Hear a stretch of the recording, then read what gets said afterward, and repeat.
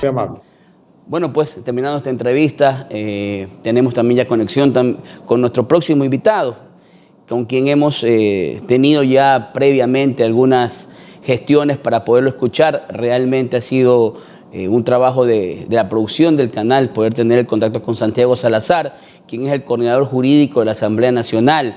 La Asamblea Nacional vive momentos y horas bastante difíciles, caóticas, en donde se encuentran ya mayorías enfrentadas, una mayoría que se ha conformado en las últimas semanas, que está pidiendo la evaluación de todo lo que es los miembros del CAL y de la propia presidenta de la Asamblea, Guadalupe Llori.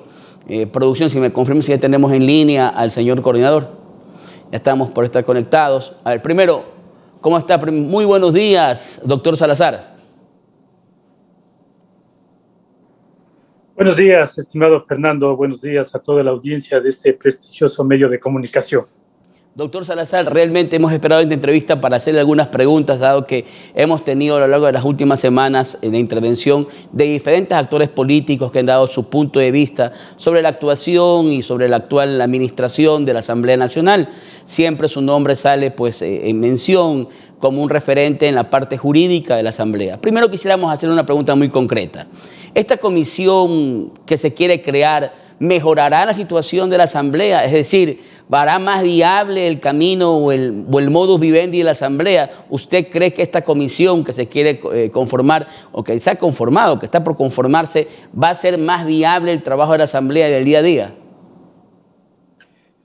A ver, mi criterio muy personal es que considero de que no, definitivamente no mejorará la situación de la Asamblea Nacional por cuanto hay un problema de orden jurídico-político. Hay que considerar que todavía las medidas cautelares dispuestas por el Tribunal de Garantías Penales de Iñaquito básicamente se encuentran vigentes y no han sido cumplidas a cabalidad por todos los acontecimientos que se han dado dentro del Consejo de Administración Legislativa. Hay que mencionar que justamente estas medidas cautelares determinan dos cosas puntualmente. Uno, que se cumpla un debido proceso. Y dos, que se cumpla con la seguridad jurídica que existe en nuestro país. Además, hay que tomar en cuenta que estas medidas cautelares disponen al Pleno de abstenerse de conocer, tratar y resolver la conformación de la Comisión Pluripartidista ad hoc, siempre y cuando no se cumplan con estos parámetros que acabo de indicar. En tal virtud, al existir un proceso, para mi modo de ver, desde el punto de vista jurídico, netamente viciado de nulidad, definitivamente no se podría revocar ni levantarse medidas cautelares que todavía se encuentran vigentes. En tal virtud, creería yo que los acontecimientos dentro de la Asamblea Nacional, más allá de que se trata de hacer o conformar una comisión pluripartidista para verificar supuestos incumplimientos de la presidenta, en este caso, porque los demás miembros del CAL, según las denuncias calificadas en días pasados, ya prácticamente han quedado en el limbo jurídico, solo dejándole a la presidenta dentro de este proceso de supuestos incumplimientos. En tal virtud, yo creería que si es que dentro de la Casa de la Ley y dentro de la Casa de Democracia no se cumple con la ley, definitivamente estos problemas seguirán en el tiempo. Doctor Salazar, tenemos un video que queremos compartir con usted de una entrevista realizada al asambleísta Esteban Torres la semana pasada.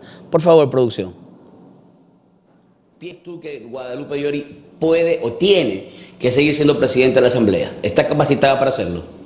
Yo creo que no, y por eso es que mi denuncia, yo solicito la destitución.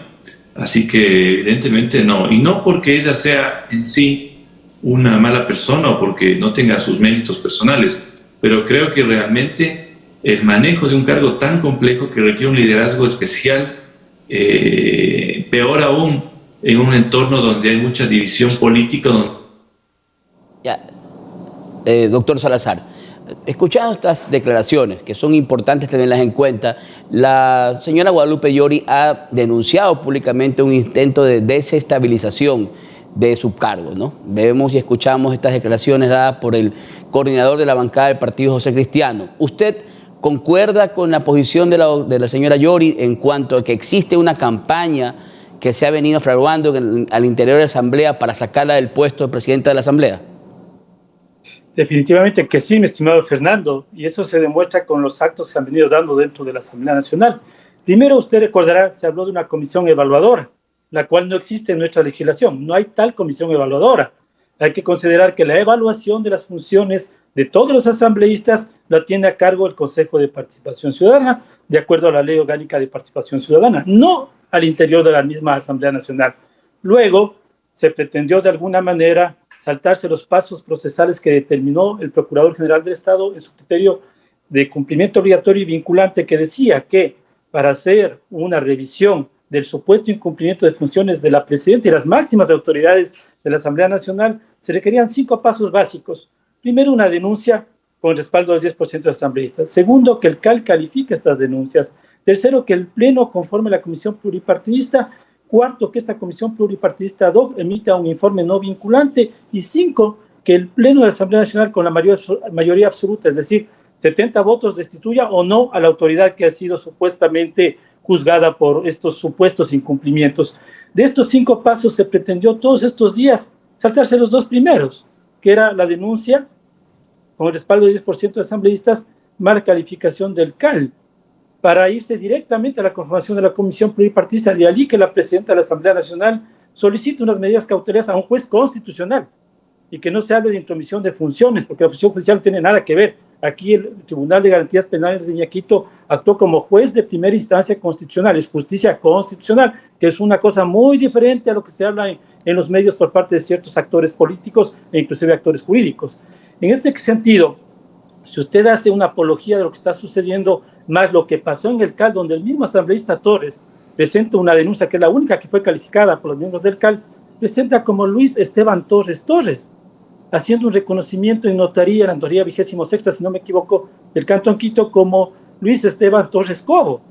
O sea, usted entenderá, estimado Fernando, no se necesita ser abogado para entender que el notario hizo mal su trabajo, mal su diligencia, no se trata de la misma persona. Entonces, ¿cómo es que un denunciante que tiene un documento que es un requisito sine qua non para dar paso a una calificación de denuncia, la dieron paso? Entonces, obviamente, por eso que la presidenta Yoli días atrás lo menciona en una entrevista, en una rueda de prensa, si no me equivoco, en un video grabado, de que hay una nulidad absoluta respecto del procedimiento determinado y calificado en el CAL. Con todos estos antecedentes, lo único que se ve es que está forzando o forjando con rapidez mediática, no sé con qué intenciones, el tema de un proceso de destitución de la presidenta, que además está cumpliendo su periodo. No es que estamos hablando de periodos adicionales, no es que están periodos prorrogados. Muchos dicen se aferra al cargo. ¿De qué se aferra al cargo? Si al final del día está cumpliendo tan solo por su administración, para la cual fue elegida por un periodo de 2 años. Santiago, pero ya hablando realmente de lo que está sucediendo en la Asamblea, también hay ciertas cosas que hay que tener en cuenta, y tú eres un hombre también objetivo y abierto. A ver, la Asamblea en ciertos casos muy puntuales no ha cumplido con su mandato. Por ejemplo, mira el caso de esta ley del aborto por violación, de la permisión, de que se permita el aborto en casos de violación. La Asamblea, en vez de conocer el veto parcial del presidente de la República, lo remite a la Corte Constitucional. Ahora la Corte Constitucional no se pronuncia y a partir del día de hoy o mañana ya entra por el Ministerio de la Ley. Es decir, entra una ley que fue hecha a medida del veto presidencial del Ejecutivo, ¿no? Efectivamente, de lo que se pronunció el presidente Lasso, y la Asamblea ni siquiera opinó, ni siquiera tuvo tiempo para conversarla, debatirla. Este es un caso. También el año pasado el tema tributario, la reforma tributaria, la ley impositiva que a finales de noviembre entró en vigencia también por el Ministerio de la Ley. Es decir, sí existe un problema en cuanto al trabajo legislativo que está afectando el desarrollo normal de los poderes del Estado, de este poder del Estado, y perjudica a la ciudadanía. A ver, hay que ser totalmente objetivos y agradezco esa pregunta, estimado Fernando. Pero aquí el tema es la presidenta o es el pleno o son las comisiones. Porque hay que considerar que la Asamblea Nacional tiene órganos, mi estimado Fernando. Tiene el órgano principal, el de máxima administración legislativa, que es el pleno. Tenemos el Consejo de Administración Legislativa, tenemos la presidencia, tenemos las comisiones especiales permanentes y tenemos la Secretaría General y las demás dependencias de la Asamblea Nacional. Entonces, lo que usted acaba de referir, mi estimado Fernando, definitivamente es un trabajo de las comisiones. En el caso del proyecto de ley de interrupción del embarazo, para mi modo de ver jurídico, netamente hubo un error desde que nació de la Comisión de Justicia. Definitivamente no se podía mandar ese tema a la Corte Constitucional y se perdió totalmente un plazo para poder pronunciarse a la Asamblea Nacional. Y lo que hizo más bien la presidenta la semana anterior es poner a moción, a consideración del Pleno, la moción que quedó pendiente en la reunión anterior, que era la de la señora asambleísta Pirina Correa, la cual no obtuvo más que 17 votos. Entonces no se le puede decir que la presidenta de la Asamblea Nacional es la que incumple. La pregunta es, ¿qué pasó con esos 17 votos? ¿Por qué no fueron más de 70? ¿Por qué no fueron 92 para obtener el allanamiento en primer caso o la ratificación en segundo caso? Esto es tema de votos, mi estimado Fernando. Y si de acuerdo las bancadas no se ponen de acuerdo, los asambleístas no se ponen de acuerdo, ahí están los resultados. Ahora, respecto del proyecto de la ley de tributaria a la que usted se refería, a la que entró por decreto ley el año pasado, hay que preguntarse cuál fue la bancada que se abstuvo para que proceda justamente este decreto ley. Y usted mejor que nosotros conocemos cuál fue la bancada que se abstuvo y no se obtuvo los 70 votos necesarios en ese momento. Entonces esto ya es tema del Pleno, de este órgano de la Asamblea Nacional. Entonces eso no se le puede decir que es un incumplimiento de la presidenta o de las máximas autoridades del CAL. Esto se define con votos en el Pleno, mi estimado Fernando. Así que más allá de cualquier situación que se vea bien o mal por parte de la ciudadanía, el trabajo del Pleno es la que determina justamente esos movimientos políticos que los partidos lo van haciendo al interior de la Asamblea. Y ahí están los resultados. Santiago, agradeciendo tu presencia el día de hoy con nosotros. Realmente ha sido una entrevista que hemos esperado algunos días. Hemos tenido ya el día de hoy por fin la oportunidad de conversar directamente contigo. Una persona que maneja la coordinación jurídica de la Asamblea Nacional, nos puede dar luces desde el punto de vista de cómo ha sido el manejo jurídico de la Asamblea y evidentemente la asesoría que se le ha dado a la señora presidenta Guadalupe Llori. Muchas gracias y esperamos contar contigo en una próxima ocasión, Santiago. A ti, Fernando, muchas gracias. Un buen día a todos.